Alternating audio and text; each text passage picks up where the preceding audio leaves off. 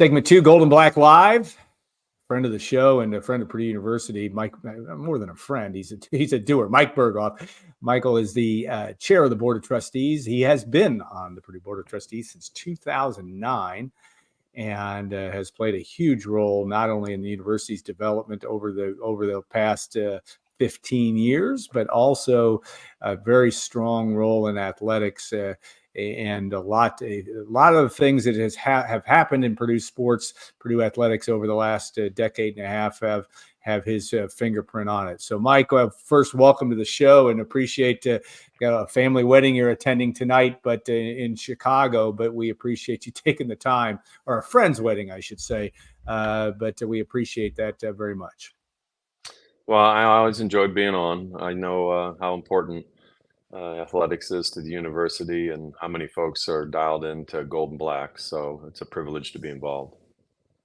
Well, thank you. And I think everybody wants to know, in this crazy world of college athletics, and crazy means change. I don't know that it necessarily is, it's not the end of the world. It's just a big change. And obviously with not only NIL, the transfer portal, but there's been a lot made of the House decision, the House settlement, I should say, and the $22 million or thereabouts that are going to be part of athletic department's budgets to be able to compensate athletes. Talk about that and how that process has worked through the university's approach and how that is continuing to evolve. Sure. This is a process that we've been chipping away at for close to a decade, when some of the legal parts of this were put in motion. And I'm not going to go through all the integrations of this, but the House case, we believe, is close to being probably the best outcome for Purdue that is possible. And that outcome is sharing the revenue that each athletic department generates through ticket sales, through merchandise, with some percentage of that revenue with the players. And we believe what's helpful about this is, one, it brings order to the process. We finally have, if this passes, and there's some work to do, we finally have a pathway that everybody in the conference needs to follow. And the second part of that's helpful to Purdue, that the percentage of revenues that are used to pay the players is the same for every university in the Big Ten. So it provides equal amounts of gunpowder for every athletic department. And we think that's a good thing for Purdue, because we're kind of in the middle. We're not in the lower third, we're not in the upper third in terms of revenue. We're kind of, trending towards the top third. And having equality in the amount of money is a good thing for Purdue. But we're not finished, So in the meantime, it's critically important that our fan base continues to support our NIL folks at the Boilermaker Alliance, because right now that's the substitute for what we hope is an equitable agreement through the House litigation. Yeah, you have that, and again, a lot of talk about how the university will help assist in terms of that. That may not all be determined yet, but what do you see in that, from that standpoint, in terms of what needs to be done to be able to get to that $22 million, to be able to work out the details with the athletes? Yeah, we're pretty close, in terms of revenue generation already, but there are some knobs that we will need to turn in order to meet the percentage of revenue share. And some of those are athletic expenses that the department has been burdened with for a long time. And some of them are probably better suited to be some of those expenses that they currently pay the university are probably better off and reasonably located in the university's responsibility to pay. It just hasn't been that way for Yeah. 20 years. Like there's some overhead charges that the athletic department pays the university that might be out of whack. And so you have a number of items like that. And if you relieve that burden, it frees up more revenues for us to meet the revenue share percentage that will likely come out of house. I hope that's simple to understand, but simpler when you're on the inside than it is on the outside. So potentially debt service relief, those kinds of Right. things as well could be Right. part of that deal. So Yeah, and here's an easy one to think of for people who are, working in administrative overhead expense. Okay. yeah, It costs something to keep all the lights on and all the athletic offices and pay all the people who work there. And so there's some administrative overhead that gets applied to those departments, just like it gets applied to the College of Engineering and all the other yeah. colleges. But there's room. There's room to review this and say, hey, are these expenses reflecting the actual cost to have an athletic department? And if not, and there are savings there, that helps us apply those to the revenue share. So yeah, looking at that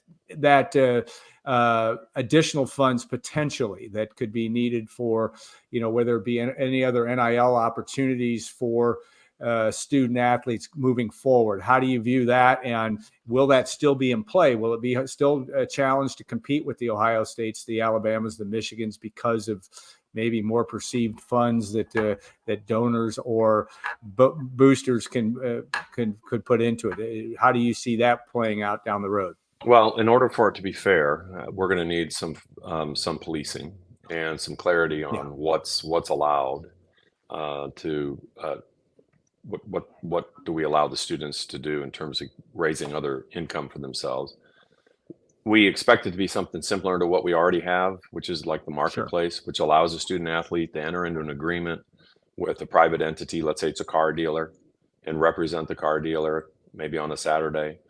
But that's still being sourced out, and it is front and foremost to make sure that the playing field is level there, that it's not a back door to compensating the players on top of the money they make through the revenue sharing. Yeah, you look at and it seems to me to make sense. If you look at all the television contracts and the money that's coming to college athletics, you're going to have competitive balance. I mean, it's going to have to somehow, as we always say, a Rutgers Ohio State game on a Saturday night on NBC needs to be a competitive football game, or at least be interesting enough to watch. I mean, is that a level of concern, or is this something that you think if you can finally get to a equal or close enough to being equal playing field, that this can be what you want it to be long term? Yeah, we're comfortable and confident we can make it work. I mean, we've been in a way making it work already. Yeah. I mean, we're competing against the folks, the top, if you just look at, let's just take the football programs, Ohio State, Penn State,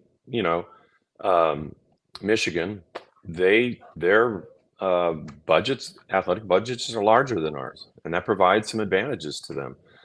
But it doesn't mean we're not competing with those folks. Yeah.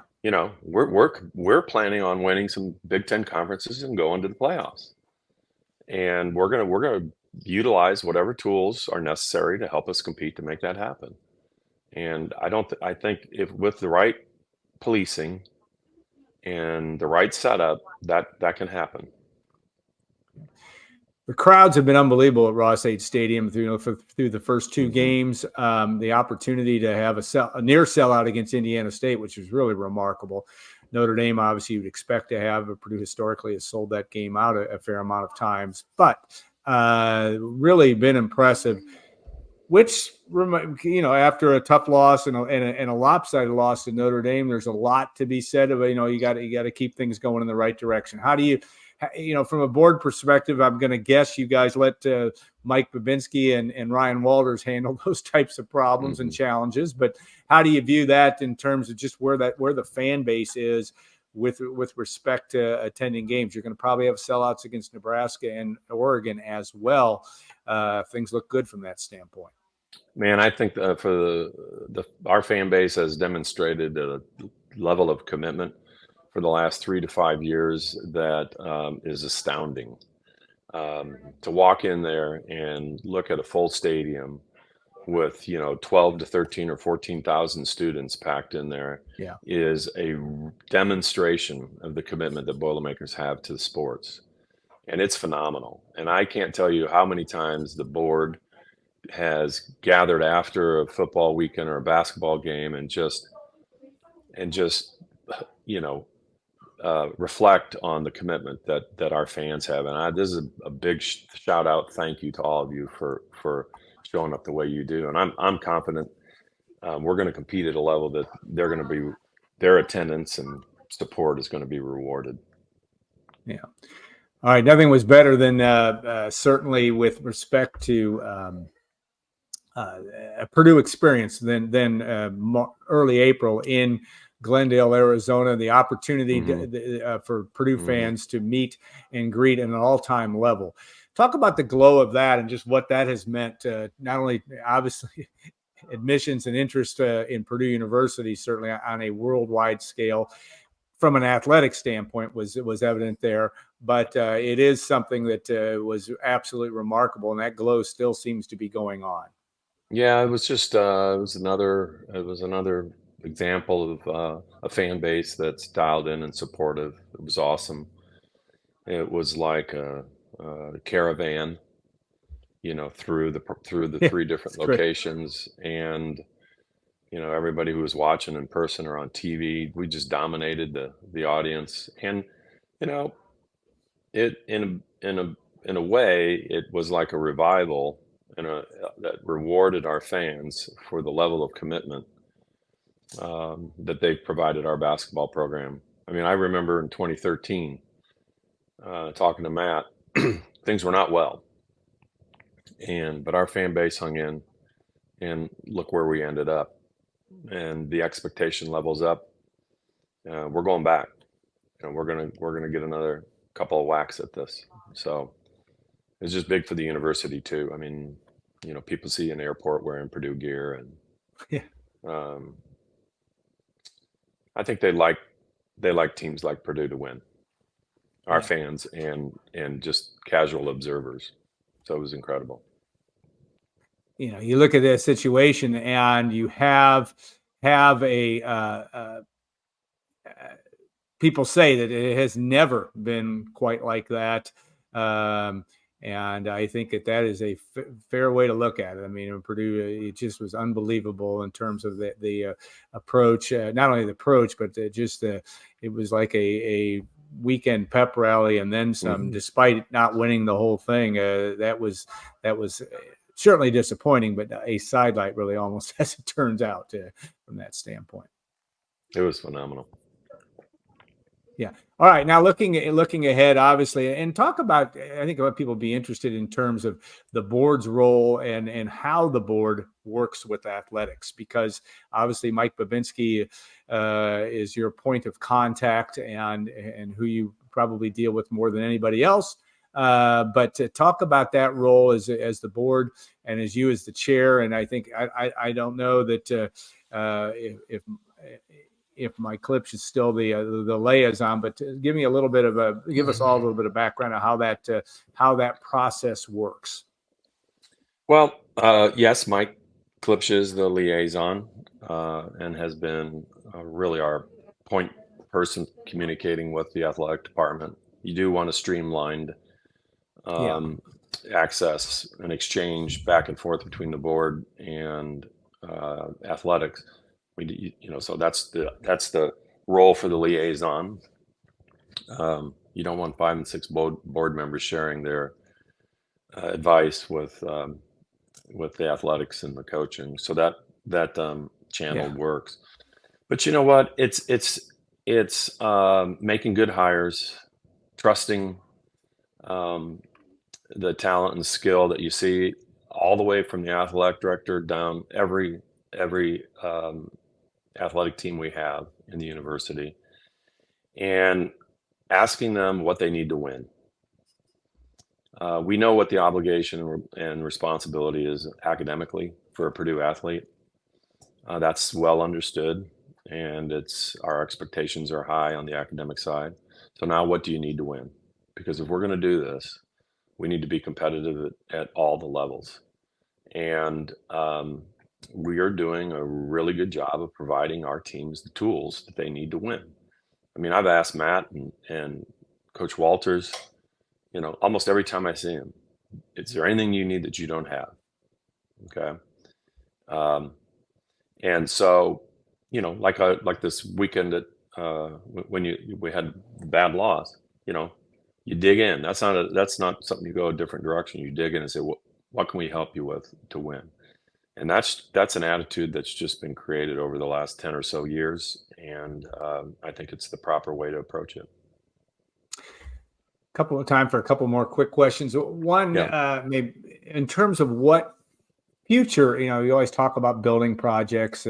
There's certainly been some talk over the years about maybe the west side of the stadium that could be potentially a place to develop not only you need more housing, that's been talked about, but any things that are at least that you're looking at from that standpoint, not only from football or athletics related, but maybe ways to tie that into facilities at the university. Well, we've done a lot to Ross-Ade and Mackey Arena in the last couple of years with the locker room renovation, and at Ross-Ade, some of the upgrades are subtle, Wi-Fi. We have a master plan for the stadium. I don't think the west side, the west side, is if anything, it might be just shoring it up. At one time we were thinking about something on the east side, but I like where we are size wise. I like having a stadium that's roughly 60,000 and an arena that's 14,000, and volleyball that's compact and intense, and two great golf courses, and swimming and baseball. I think we the last 10 or 15 years we've done a good job, and outside of some modernization and stepstones along the way for improving facilities, we're in a good space. Going to be an interesting, I think. Last question, just over that. Are you optimistic with all the change that's going on in athletics? And you seem to me to be a pretty optimistic person. But talk about do you remain optimistic that this will all land in a good space in 10 years? 10 years from now, we'll be talking about college athletics thriving as much as it ever has. How do you view that down the road, or do you think we're still in such a challenge phase that it needs to be figured out? Well, I'm optimistic about Purdue athletics. I'll tell you that. The trends, are fluid, and that makes it tough to anticipate, next steps. We're doing a really good job of that right now. I think if this settlement can be approved and close that door, and everything settles into place, it'll be different than it was 5 years ago or 10 years ago. But I think it will still provide a college experience for both our student athletes and our fans that is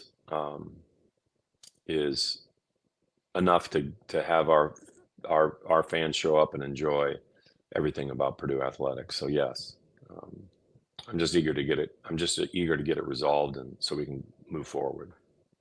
Yeah, I think that's if I'm in your shoes, I think all of us are that way to some extent, but dealing with it from a board administration, university level, I think you just you want to know what you have to deal with, and then you deal with it. It seems like Right, that's exactly. a reasonable approach from that standpoint. So, all right.